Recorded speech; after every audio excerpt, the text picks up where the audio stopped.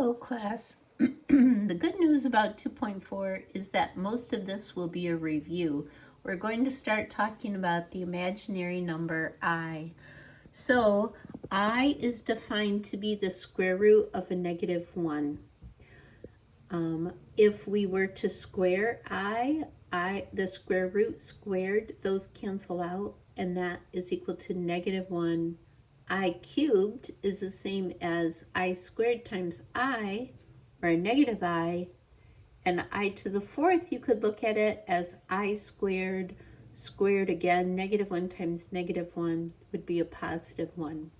And this repeats itself with higher exponents of I. So I to the fifth, think about it as I to the fourth, which is just 1 times I. So I to the fifth equals I to the sixth is the same as I squared, I to the seventh is the same as I cubed, and I to the eighth is the same as I to the fourth. So here's a little trick. If you had I to some number, to some exponent, take the exponent and divide it by 4. So 21 divided by 4 is 5, which we don't care about. We only care about the remainder. This has a remainder of 1. So it's the same as I to the 1, which we just write as I. All right. I'm hoping you saw some of that last year. We can add and subtract complex numbers. This is on page 146. We just simply add the real number parts, 7 plus 5, that would be 12. And then we add the imaginary parts, 3i minus 4i would be a minus I. So 12 minus I would be the sum of this. You have to be careful when you have a negative out front, that's going to distribute to both of those terms. When we multiply complex numbers, this is the distributive property. 4 times -2 is -8, and 4 times 3i would be 12i. If we have a complex number multiplied by a complex number, we would have to FOIL this. So the first would be 8, the outside would be 6i, the inside would be minus 4i, and the last term would be a -3i squared. And remember that every I squared is a -1. So -3 times -1 is a +3. That 3 they added to the 8 to get 11. And 6 minus 4, it would be 2i. I'll let you walk through those. Make sure this, when you have a quantity squared, you have to write it out twice in FOIL. So this, we notice something interesting when we multiply two complex numbers. One is plus and one is minus. Those are called conjugates. Those are conjugates. And when you FOIL that out, your middle terms cancel out. So this becomes a squared plus b squared. And notice that that is a real number.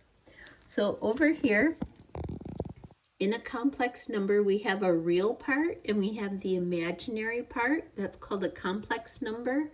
When you don't have an imaginary part, we just have a squared plus b squared. That's a real number.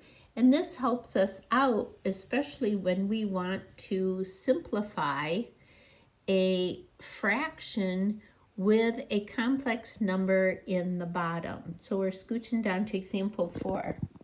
If you remember from previous, if we had 1 over the square root of 2, square root of 2 is an irrational number, and so we normally don't leave it like that. We rationalize the denominator, which means that we multiply by square root of 2 over square root of 2, and we get the square root of 2 over regular 2, because square root times square root just gives you the number that's underneath there.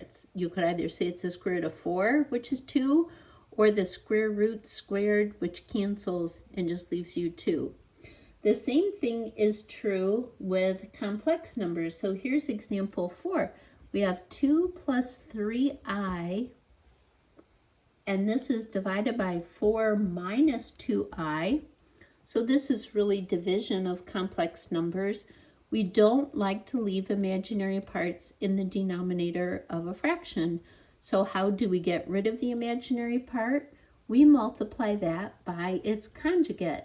So the conjugate looks the same, except it has the opposite sign in the middle. So if you start with a minus, the conjugate is going to have the plus.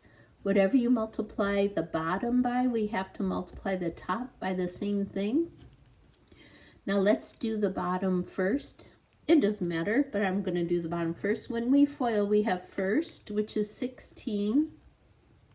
And I know that the outer 8i and the inner negative 8i are going to cancel out, so I'm not even going to write them. And then let's do the last. A negative 2 times a positive 2 is a negative 4. I times I is I squared, so I have negative 4i squared. Before I do the top, I'm just going to finish off the bottom. I remember that every I squared is equal to a negative 1. And so I can't leave it like this. I have to make that a negative 1.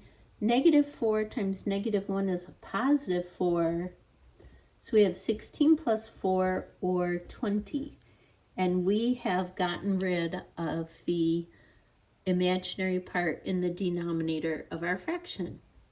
Well, we do have to go back here, and I'll do this real quick. I have to FOIL this. 2 times 4 is 8. The outer 2 times 2 is 4i. The inner is 12i. And the last is 6i squared. Okay, I squared is a negative 1, so this would be a negative 6. 8 minus 6 would be 2. We get 2 plus 4 plus 12 is 16i.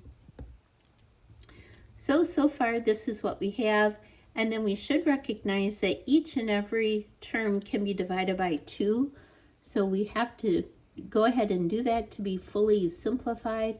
1 plus 8i all over 10. And that would be our final expression. This expression is the same as this expression. This is not in standard acceptable form, whereas this is in reduced or simplified form.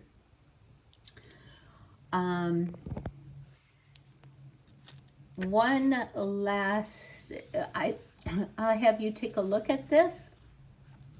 They're using the quadratic formula, and you can see that they get a negative square root of 56, and so they're simplifying that. 56 is equal to 4 times 15. The square root of 4 is 2, and the negative under the square root comes out as an I, and they simplify that. Please walk through that carefully. Where's the part that I wanted to? Oh, it's this right here. This is kind of a tricky, and this is the last bit.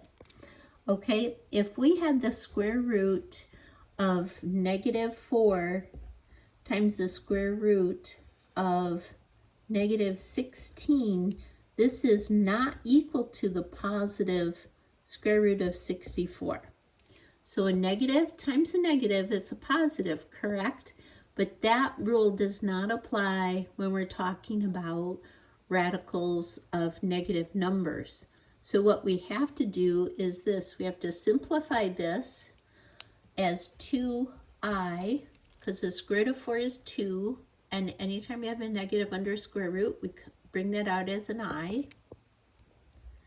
The square root of 16 is 4, and the negative gives us an I. So now we have 2i times 4i would give us 8i squared.